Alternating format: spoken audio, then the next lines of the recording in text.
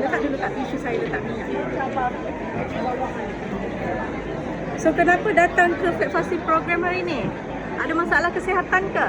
So far tak ada. So far tak ada. Tapi kita dah cuba fat fasting. So Oh, nak tahu okay. lagi lanjut lah. Dah tahu lagi lanjut lah. Okay, boleh letakkan dari mana. Masa first tu macam mana rasa? Okay?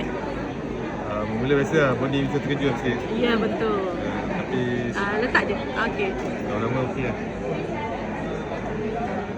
Merokok ke? Tak. Tak So itu tak adalah pembentukan. Family background ada masalah jantung ke?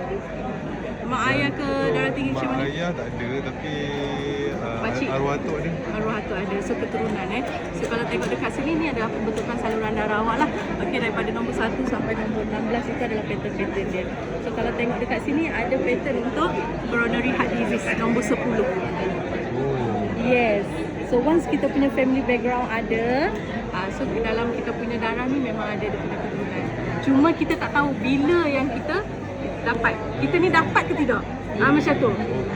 So that's why if let's say, kalau ada keturunan kita macam jantung ke apa semua tu, so actually kita sebenarnya lebih perlu aware. Macam tu. Tengok.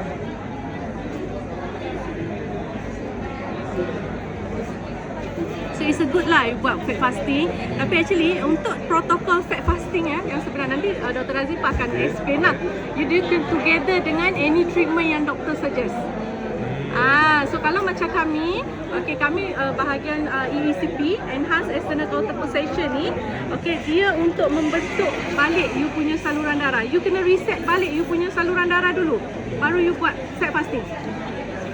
So nanti dia akan terangkan lebih lanjut kat sana lah. So untuk protokol fat fasting ni, dia together with EECP.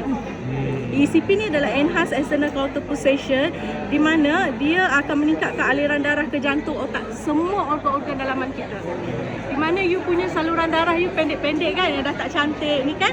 So dia akan enhance balik. Dia akan generate blood vessel yang baru dalam badan kita. Kita panggil dia angiogenesis process.